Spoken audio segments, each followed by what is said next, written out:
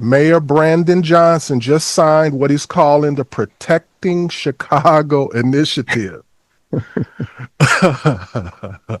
a sweeping executive order aimed at stopping federal agents, including possibly the National Guard, from storming into Chicago. He even gave special directives to the Chicago police on how to handle things if federal troops showed up. No mask, visible badges, body cameras on, and no cooperation with immigration enforcement. The mayor says it's about protecting residents' rights. But here's the real question. If he used the same fire, the same urgency he just showed with this executive order and applied it to crime, schools, and poverty in Chicago, would the city even be in this situation today? I mean, here's the sad reality is that, I just saw some stat, and I don't quote me on the numbers, but over the Labor Day weekend that we just went through, I forget how many people were injured and shot and how many people were killed just in that one weekend by guns alone in Chicago, right? And yet, both the mayor and Pritzker, the governor, have said we don't want help. The governor had an interesting interview. I watched his whole interview, and I forget who he was being interviewed by.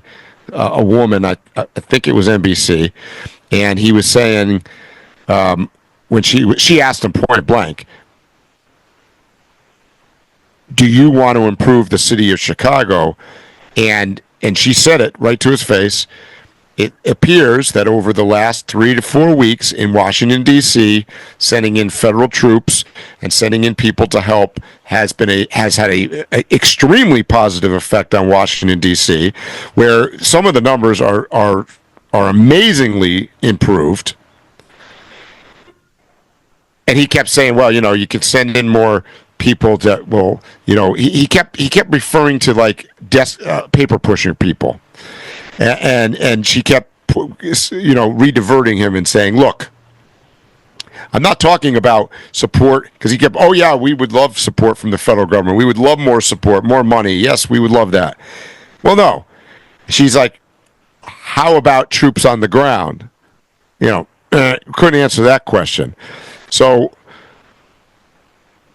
they're willing to cut their arms off to avoid any kind of appearance that they are cooperating with the Trump administration. And that is a sad fact for, quite frankly, the people of Chicago and the residents. So for the mayor to sit there and say, we're protecting our citizens by non-cooperation with ICE, that's a load of shit, right? See, that's my issue, Mike. I agree with everything you're saying, but my question to you is the amount of effort that he's putting into writing. Now we know that some people didn't even know mayors could write executive orders. Right. Now we know he can write executive orders. Now we know that he can literally gather all the police together and give them directives on how to do things and how to interact and how to dress and present themselves and give them a standard SOP and all of these type things. Right. And on top of that, he's also enforcing and coming up with a way to fight against troops coming in with their weapons to do what they want to do from the U.S. government. And my thing is, if you took a fraction of that effort and applied it every day through the streets of Chicago, there would not be no problems. You'd be the greatest mayor. You would be the standard bearer on how to be a mayor of a country. And my issue is not just with him. Every time I see a U.S. official, whether he's in the White House or he's a lowly alderman of a district, how are you spending any of your time any day of the week, even if it's just 1 minute, defending crime or illegal immigrants? Well, and that's the thing is, I heard the mayor literally say, and it is his defense of Chicago. Look, all cities have this issue, and all cities have problems. Well, wait a minute here. First of all, you're supposed to be concerned with your city, and just because there's a shooting in Baltimore does not mean it's okay in Chicago. So, I mean, that's the dumbest argument I've ever heard. So, and if I was the mayor and I was hearing that the government wanted to send in people to help me, as opposed to some other city, well, I'm going to take the help.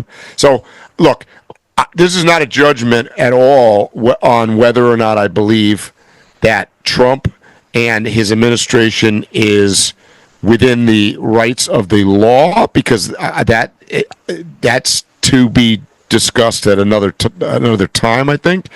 And whether or not he has the right to send National Guard troops in and all this other stuff, but the reality is it's hard to argue that putting boots on the ground is in some way going to negatively affect the citizens. That's an asinine argument. It just simply is not believable. And I think if you look at Washington D.C., you can prove that point. So I think they're on the wrong side of they're on the wrong side of history. To use your expression, it's the 80-20 rule. They're battling the 20%. They're in the loser category.